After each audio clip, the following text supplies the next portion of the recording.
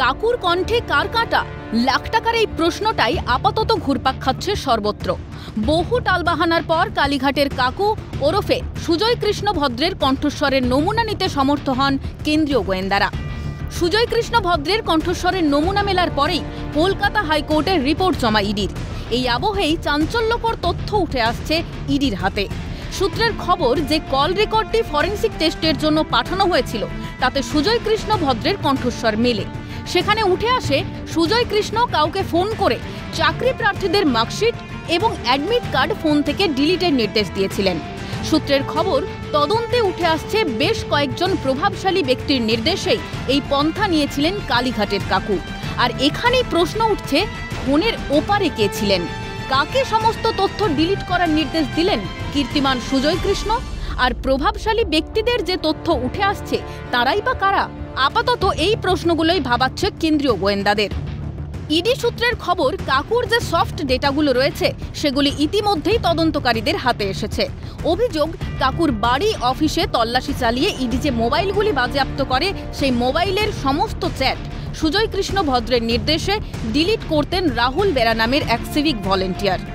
পরবর্তী সময়ে কেন্দ্রীয় তদন্তকারী আধিকারিকদের জেরার মুখোমুখি হতে হয় রাহুল বেরাকে।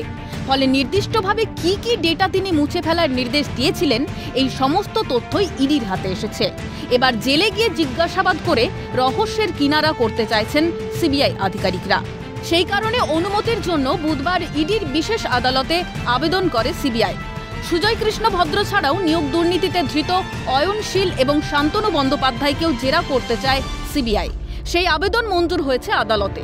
বর্তমানে ইডির নিয়োগ দুর্নীতি মামলায় হেফাজতে রয়েছেন কালীঘাটের কাকু। সব মিলিয়ে কাকুকে অন্তরালে রেখে কে দুর্নীতির জাল বিস্তার করছিল সেটাই তদন্ত করে দেখতে চাইছেন কেন্দ্রীয় তদন্তকারী সংস্থার আধিকারিকেরা। কালীঘাটের কাকু বোড়ে মাত্র, নিয়োগ দুর্নীতি প্রাতিষ্ঠানিক দুর্নীতি, মত আইনজীবী তথা বিজেপি নেতা তরুণজ্যোতি তিওয়ারির। চলে এসেছে রিপোর্ট, মানে এভিডেন্সে চলে এসেছে মামলা পাকাপোক্ত হতে পারে এবং তার জন্যই 100 কোটি টাকার ওপর সম্পত্তি বাজেয়াপ্ত হলো কালীঘাটের কাকুর না, কালীঘাটের ভাইপোর। কালীঘাটের ভাইপোর একটা হিউজ পরিমাণ সম্পত্তি বাজেয়াপ্ত হয়েছে অলরেডি। অ্যাডজুডিকেটিং অথরিটি ওটাকে অলরেডি সিলমোহরও দিয়েছে। সেখান থেকে বোঝা যাচ্ছে অভিমুখটা কোন দিকে যাচ্ছে। এই নিয়োগ দুর্নীতি মানে টোটাল দুর্নীতি, প্রাতিষ্ঠানিক দুর্নীতি এবং এখানে কালীঘাটের কাকু যেটা একটা বোড়ে মাত্র। কাকুর কণ্ঠে যাদের নাম বেরোবে তারাও জেলে যাবে, মন্তব্য বিজেপির রাজ্য সভাপতি সুকান্ত মজুমদারের। কালীঘাটের কাকুর কণ্ঠস্বর দেওয়ার প্রমাণ, নমুনা দেওয়ার জন্য যেভাবে তাকে আটকানো হয়েছিল, তো সেটা তো পরিষ্কার হয়ে যাচ্ছে এই কণ্ঠস্বর তো লতা মঙ্গেশকরের কণ্ঠস্বরের থেকেও দামি।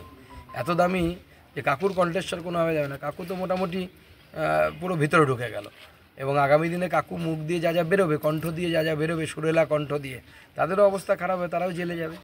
দুর্নীতির কত শতাংশ কোথায় গেছে এবার বোঝা যাবে, মত বামফ্রন্ট চেয়ারম্যান বিমান বসুর। কালীঘাটের কাকুর কণ্ঠস্বর মিললে এটা বোঝা যাবে কত পার্সেন্ট কোথায় গেছে। কালীঘাটে কত গেছে, ক্যাবাক স্ট্রিটে কত গেছে, সব বোঝা যাবে। তখন দুধ কা দুধ, পানি কা পানি বন যায়গা। নিয়োগ দুর্নীতিতে নাম জড়ানোর পর থেকেই বিভিন্ন ধরনের কৌশল নিতে দেখা গিয়েছে কালীঘাটের কাকুকে, যদিও শেষ রক্ষা হয়নি।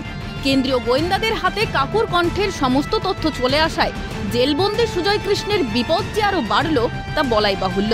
ক্যালকাটা নিউজ।